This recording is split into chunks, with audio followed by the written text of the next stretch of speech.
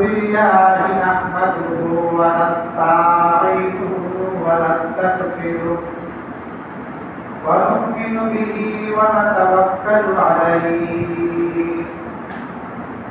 ونعوذ بالله من شرور أنفسنا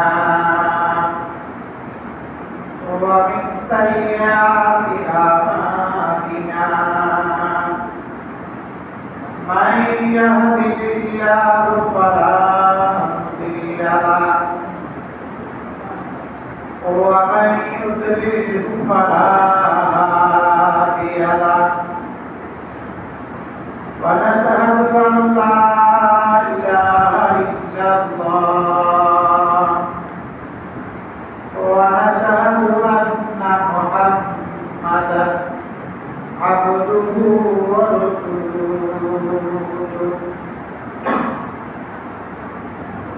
أما بعد فقد قال الله تعالى في كلامه المجيد وفرقانه الحميد أعوذ بالله من الشيطان الرجيم بسم الله الرحمن الرحيم يا أيها الذين آمنوا اصبروا وصابروا ورابطوا واتقوا الله لعلكم تفلحون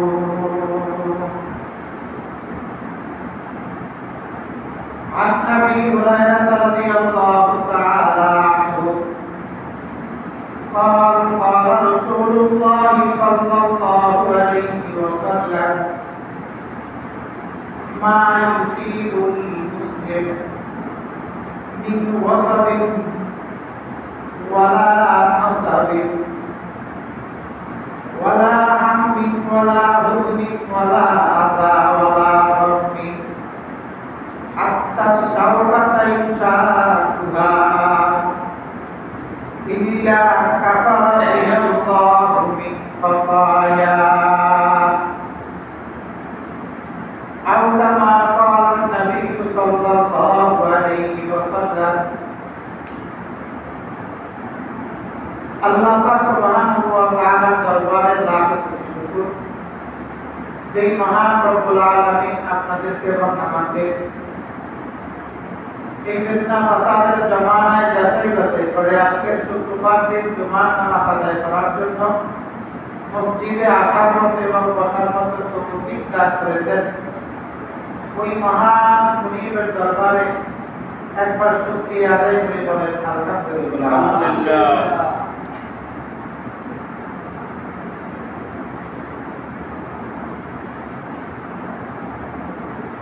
আল্লাহ পাক সুবহানাহু ওয়া তাআলা কুরআনুল কারীমের ভিতরে বলেন ইন্নামা ইউওয়াফাস সাবিরুনা আজরুহুম বিগাইরি হিসাব। আল্লাহ পাক সুবহানাহু ওয়া তাআলা ধৈর্যশীলদেরকে ধৈর্যের প্রতিদান দিবেন বিনিময় দিবেন বেগরে হিসাব অসংখ্য পদবি হিসাব নেই।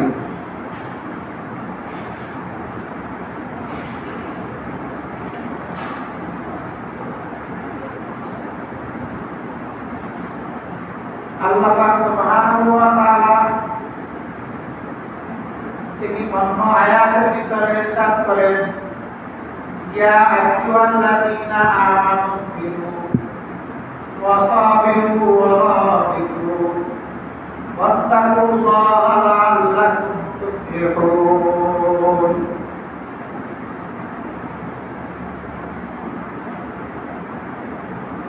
এই দোনো আয়াত মূলত সফর সম্পর্কে ধৈর্যশীলদের প্রতি প্রতিটার পুরস্কার সম্পর্কে।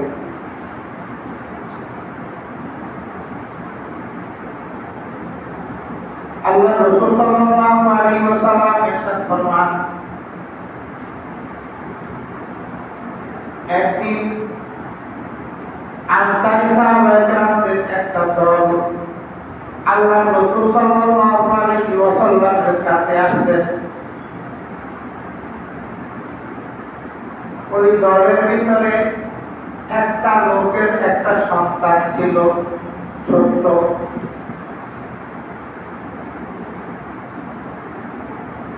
আল্লাহ রাসূল সাল্লাল্লাহু আলাইহি ওয়াসাল্লাম ওই ব্যক্তিকে জিজ্ঞাসা করলেন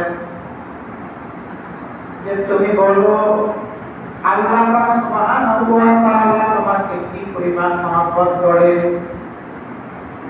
তখন ওই আনসারী সাহাবী আল্লাহ রাসূলকে বললেন, হে আল্লাহ রাসূল, আমি যেভাবে আমার এই কলিজার টুকরা সন্তানকে মহব্বত করে ভালোবাসি, আল্লাহ পাক সুবহানাহু ওয়া তাআলা এই পরিমাণ আমাদেরকে ভালোবাসেন।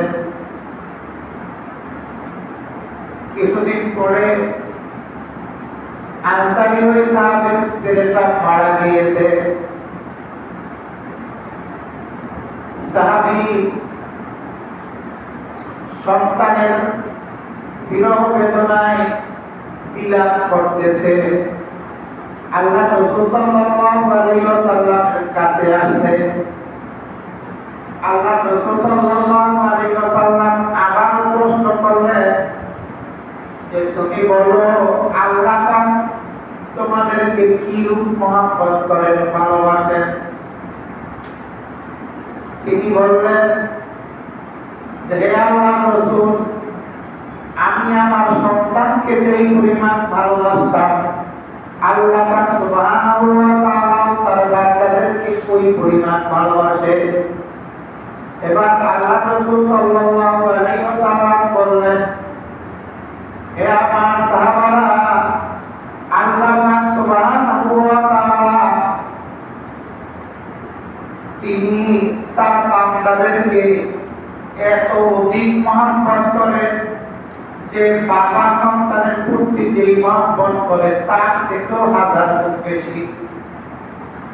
এবার আল্লাহ রাসূল জিজ্ঞাসা করলেন, আল্লাহ পাক সুবহানাহু ওয়া তাআলা তোমার সন্তানকে তোমার কোল থেকে নিয়ে নিয়েছেন, ওর বয়স অল্প না বাড়লে তো এখন তোমার কাছে কেমন অনুভব হচ্ছে?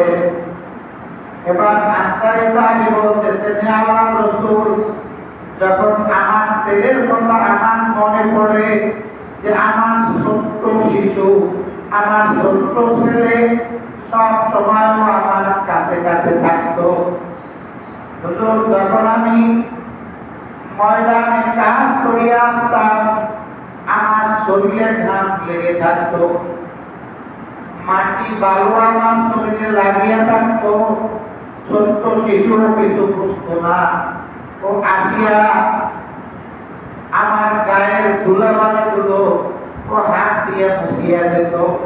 মুছিয়া আমার তুই গেলে চুমা দিয়া বলতো, বাবা তুমি অনেক কষ্ট করেছ, তোমার এত কষ্ট করার কি দরকার?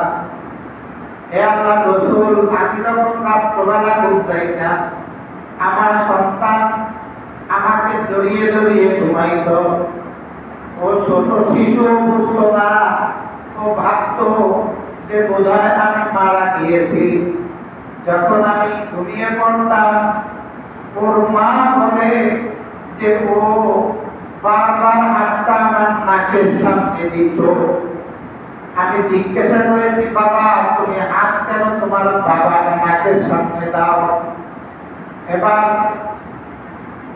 ওই আনসারী সাহাবী বলেন, আল্লাহর রাসূল, আমার স্ত্রী যখন সন্তানের কাছে জিজ্ঞাসা করেছে, আমার নাবালক ছোট সন্তান তার মাকে বলতেছে, আম্মু আমি নাকের কাছে হাত দিয়ে দেখি আমার বাবা জীবিত আছে না মৃত্যুবরণ করেছে। আমার বাবা যদি মৃত্যুবরণ করে তাহলে তো আর শ্বাস নিবে না, আমি এজন্য বারবার হাত দিয়ে দেখি, আমি তো বাবাকে ছাড়া থাকতে পারবো না। হে আল্লাহ, রাসূল যখন এই কথাগুলো আমার অন্তরের ভিতরে জেগে উঠে, তখন আমি আর ধৈর্য ধারণ করতে পারি না, তখন আমি অজস্র কাঁদতে থাকি। এবার আল্লাহ রাসূল বলতেছেন যে আল্লাহ পাককে তোমার সন্তানকে নিয়ে নিয়েছে, তুমি এজন্য আল্লাহর উপরে সন্তুষ্ট না বেজার। এবার ওই আনসারী সাহাবী বললেন, হে আল্লাহর রাসূল, আল্লাহ পাক সুবহানাহু ওয়া তাআলা যেটা সিদ্ধান্ত করেছেন ওটাই হলো চূড়ান্ত সিদ্ধান্ত।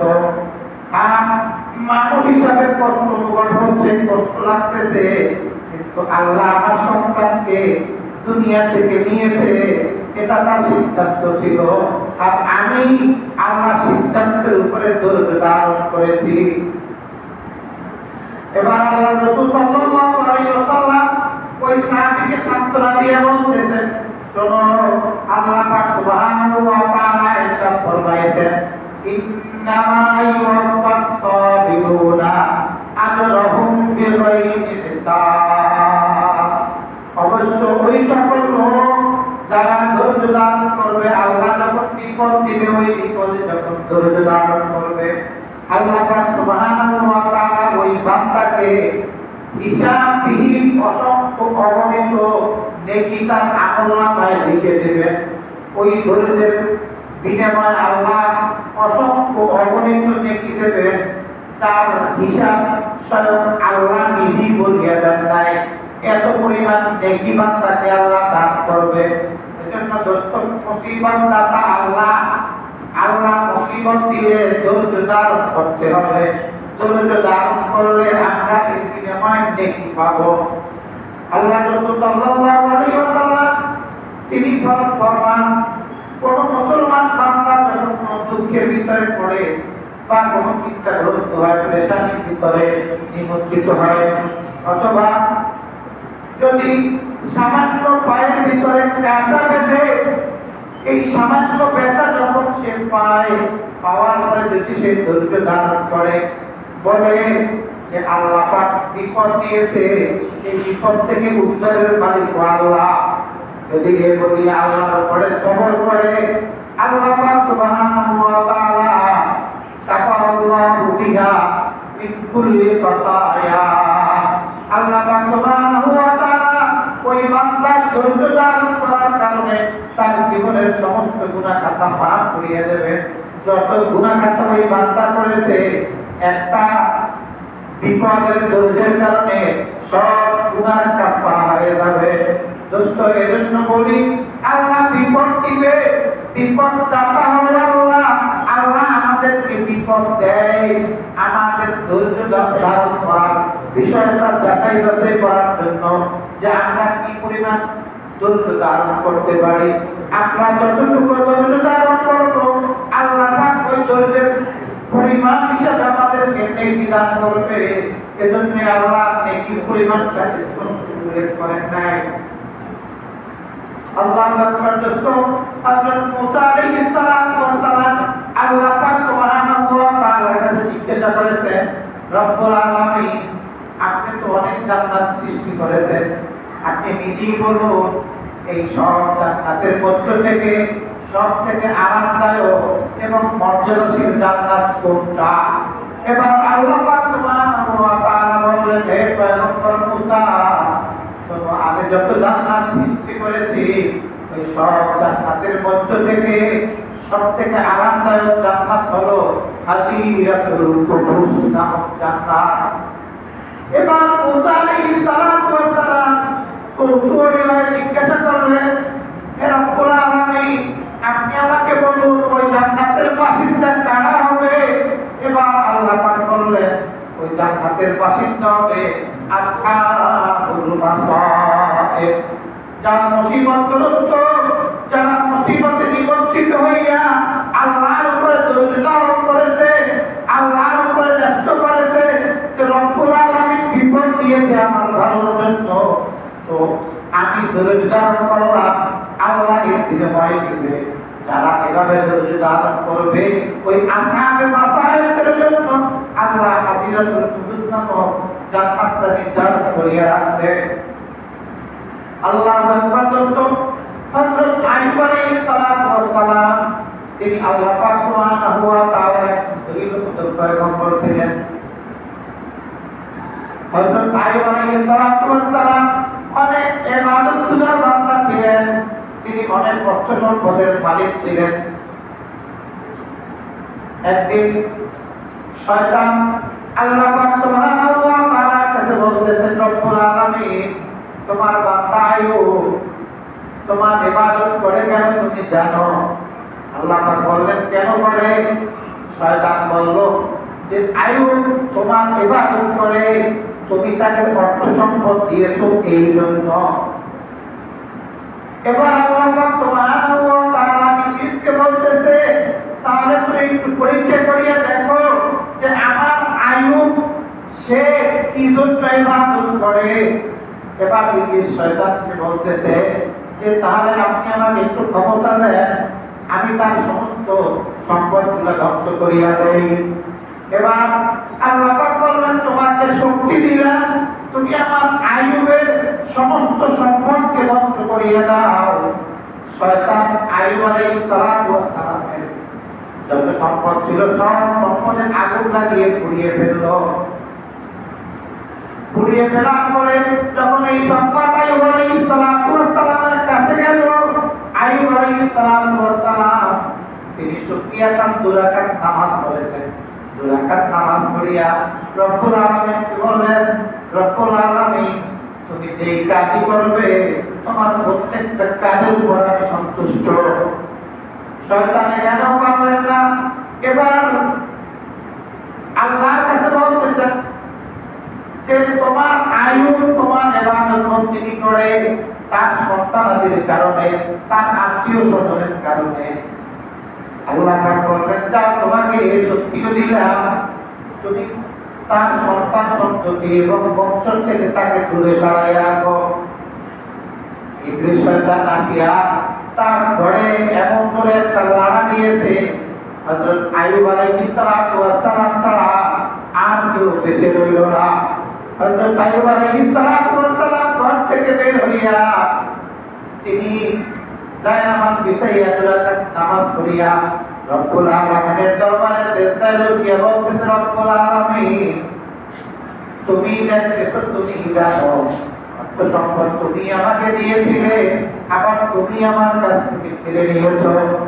আমার সন্তান সন্ততি ছিল, আমার পরিবার ছিল, আমি তাদেরকে নিয়ে আসি যাপন করতেছিলাম, তাও তুমি আমার কাছ থেকে নিয়ে নিয়েছো। আমার মনের ব্যথা তুমি জানো রব্বুল আলামিন। আমি আইয়ুব কিন্তু তোমার দরওয়াজা এখনো ছাড়িয়ে যাই নাই রব্বুল আলামিন। আমি ছাড়িয়েও যাব না, দৃঢ় সংকল্পবদ্ধ হয়েছি। তবে তোমার কাছে একটাই আবেদন, যতই বিপদ তুমি আমাকে দাও, আমাকে একটু ধৈর্য ধারণ করার শক্তি দিও। শয়তান দেখতেছে হযরত আইয়ুব আলাইহিস সালামের উপরে যত বিপদ আসে তত তার ইবাদতের প্রতি মন আরো আগ্রহী হয়ে যায়। এবার ইবলিস শয়তান আল্লাহর কাছে বলতেছে, রব্বুল আলামিন, তুমি তাকে একটা রোগ দাও, দেখো তুমি তাকে কোনো রোগ দিচ্ছ না, বিদায় আইয়ুব তোমার ইবাদত করতেছে। এবার আল্লাহ পাক সুবহানাহু ওয়া তাআলা হযরত আইয়ুব আলাইহিস সালামের সমস্ত শরীরে জ্বর বসন্তের মতো বড় বড় একটা ব্যাধি তাকে দিল, কুষ্ঠ রোগ। এমন রোগ দিয়েছে যে তার জবান ছাড়া কোনো অপভ্রংশ বাকি রইল না। শরীরের গোশত পচিয়া শরীর থেকে খুশিয়া খুশিয়া পড়তেছিল। এলাকার ভিতরে গন্ধ ছড়াইয়ে গেছে। হযরত আইয়ুব আলাইহিস সালামকে মানুষ এলাকা থেকে দূরে সরিয়ে দিয়েছে।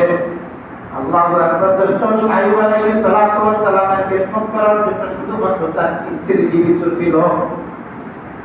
ওই স্ত্রীর কাছে শয়তান একজন পরহেজগার মহিলার আকৃতি ধারণ করিয়া তার কাছে বলতেছে যে তুই কেন তোর স্বামীর এত খেদমত করতেছে স্পষ্ট করিয়া, তোর স্বামীকে বল তোর স্বামী যা ইবাদত করে যদি তার ইবাদত করতেই থাকে তাহলে এই রোগ থেকে জীবনেও সে মুক্তি পাবে না। তো এবার মহিলা মানুষ মন্তান্ন স্বামী দীর্ঘদিন পর্যন্ত অসুস্থ। এক রাওয়ায়াতের ভিতরে আছে 7 বছর 7 মাস 7 দিন হযরত আইয়ুব আলাইহিস সালাম অসুস্থ ছিলেন। অন্য রাওয়ায়াতের ভিতরে আছে আল্লাহর রাসূল বলেছেন যে 18 মাস আইয়ুব আলাইহিস সালাম অসুস্থ ছিলেন। যাই হোক বিভিন্ন রাওয়ায়াত রয়েছে মোট কথা দীর্ঘকাল তিনি অসুস্থ ছিলেন।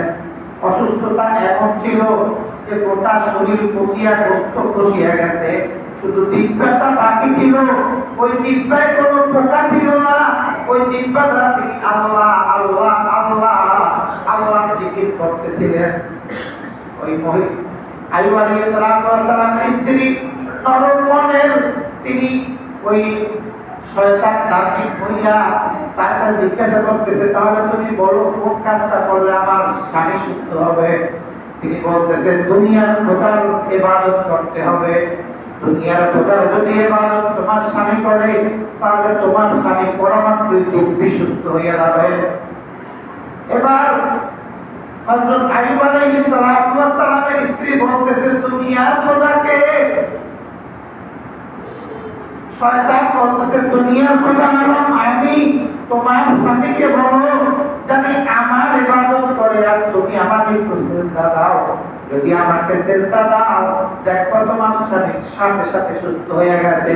তুমি তো আখিরাতের খোদার ইবাদত এত বছর পর্যন্ত করেছো কিন্তু তোমার স্বামীকে তো সুস্থ করাইতে পারো না। তাছাড়া তোমার স্বামী এমন অবস্থা যে শরীরে কিচ্ছু বাকি নাই, শুধুমাত্র জিহ্বাটা বাকি। ওই জিহ্বা দ্বারাও তো আল্লাহর জিকির করতেছে, তার ইবাদত করতেছে, এরপরেও তো ওই আল্লাহ তাকে সুস্থ করতেছে না। একটু আমার ইবাদত করিয়া দেখো আমি কি করতে পারি। স্ত্রী আনন্দিত হইয়া স্বামীর কাছে গেল। যখন স্বামীর কাছে গিয়া এই কথা বললো হযরত আইয়ুব আলাইহিস সালাম রাগান্বিত হইয়া বললেন আমি সুস্থ হওয়ার পরে তোর এই কথাটার কারণে আমি 100 ব্যবসা করব। তুই কেন বললি যে আমি আমার রব্বুল আলামিনের ইবাদত ছাড়িয়া এই শয়তানের ইবাদত করব? তুই জানো যে ওইটাকে ইবলিস আসবে আমাদের ঈমানকে হরণ করার জন্য। আমি যে আল্লাহর বিপদের উপরে ধৈর্য ধারণ করেছি এই ধৈর্যটুকু ঘটানোর জন্য আসবে। তুই ওকে এখান থেকে তাড়াইয়া দে। আল্লাহু আকবার।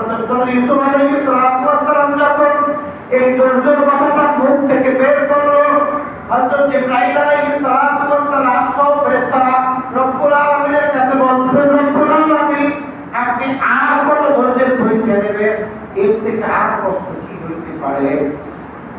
হযরত জিবরাইল আলাইহিস সালাম আল্লাহ পাকের কাছে বলার পরে আল্লাহ পাক বলল যাও তুমি জান্নাত থেকে তার জন্য আঙ্গুর আর পবিত্র দুইটা ফল নিয়ে যাও, গিয়া এই দুইটা তাকে খাইতে বলো। কিন্তু সুস্থ হয়ে সুস্থ হওয়ার পর যখন দাঁড়াইতে পারবে তখন তাকে বলবে সেজন্য একবার ডান পা দ্বারা মাটিতে আঘাত করে আরেকবার যখন বাম পা দ্বারা মাটিতে আঘাত করে। মাটিতে আঘাত করলে ডান পা নিচ থেকে গরম পানি বের হবে, বাম পা নিচ থেকে ঠান্ডা পানি বের হবে। গরম পানি দ্বারা সে যেন গোসল করে আর ঠান্ডা পানি যেন সে খায়। তো ওই ফল দুইটা যখন আইয়ুব আলাইহিস সালাম খাইলো, খাওয়ার পরে আস্তে আস্তে তার শরীরটা একটু সুস্থের দিকে গেল। তিনি দাঁড়াইয়া তিনি ডান পা দ্বারা মাটিতে আঘাত করলেন, মাটি থেকে গরম পানি বের হইল। তিনি পানি উঠাইয়া গোসল করলেন, এখন পুরা সুস্থ। একটু দুর্বলতা কাজ করতেছিল শরীরের ভিতরে। এরপরে তিনি তার বাম পা দ্বারা মাটিতে আঘাত করলেন, মাটি থেকে ঠান্ডা পানি বের হয়ে আসলো। তিনি পানি খাইলেন, খাওয়ার পরে তার শরীরটা পুরো সুস্থ হয়ে গেছে। তো আল্লাহ পাক সুবহানাহু ওয়া তাআলা তাকে কত বড় বিপদ দিয়েছিলেন, বিপদের পরেও বিপদ, কিন্তু তিনি ধৈর্য ধারণ করেছেন আল্লাহ পাকের উপরে ভরসা করিয়া। আল্লাহ পাক সুবহানাহু ওয়া তাআলা এই ধৈর্যের বিনিময়ে তাকে অনেক বড় মর্যাদা দিয়েছেন, পাশাপাশি তার রোগকেও সুস্থ করিয়ে দিয়েছেন। এজন্য দোস্ত বলি, বিপদদাতা আল্লাহ, বিপদদাতা আল্লাহ। বিপদের ধৈর্য ধারণ করতে হবে আমাদের। যদি আমরা ধৈর্য ধারণ করি, আল্লাহ পাক সুবহানাহু ওয়া তাআলা আমাদেরকে অনেক বড় প্রতিদান দেবে। দোস্ত, যারা এই প্রতিদানের ব্যাপারে জ্ঞাত, তারা দেখবেন মুসিবত আসলে দুনিয়ার কারো কাছে বলে না। আল্লাহু আকবার। দোস্ত, হযরত আবু বকর সিদ্দিক রাদিয়াল্লাহু তাআলা আনহু আল্লাহ রাসূল সাল্লাল্লাহু আলাইহি ওয়াসাল্লামের একজন বিখ্যাত সাহাবী ছিলেন, ইসলামের প্রথম খলিফা ছিলেন। হযরত আবু বকর সিদ্দিক রাদিয়াল্লাহু তাআলা আনহু যখন জিবরাইল আমিন আল্লাহ রাসূলের কাছে আসতেন, আসে বলতেছেন, হে আল্লাহর রাসূল, আপনি জানেন আবু বকর দীর্ঘদিন পর্যন্ত অসুস্থতায় ভুগতেছে।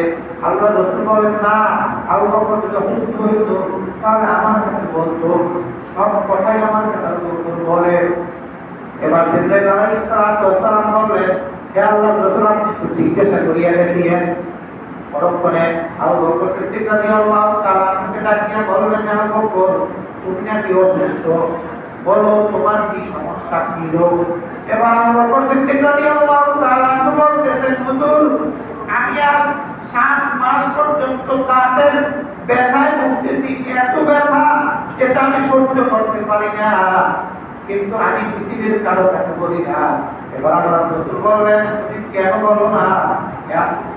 এমন যে কথা আল্লাহ রাসূল বললেন, আবু বকর সিদ্দিক রাদিয়াল্লাহু তাআলা আনহু বললেন, হে আল্লাহ রাসূল, আপনি তো বলেছেন, আল্লাহ পাক বলেছেন, ইন্নামা ইউওয়াফাস সাবিরুনা আজরাহুম বিগাইরি হিসাব। যে মুসিবতের উপরে ধৈর্য ধারণ করবে, আল্লাহ পাক তাকে অসংখ্য অগণিত নেকি দান করবে, যেই নেকির কোনো হিসাব নাই। আমি তো চাই আল্লাহর কাছ থেকে ওই পরিমাণ নেকি কামাই করতে, এজন্য আমি কারো কাছে বলি না, এমনকি আপনার কাছেও বলি নাই। তো মুসিবত দাতা হলো আল্লাহ, মুসিবত দাতা আল্লাহ।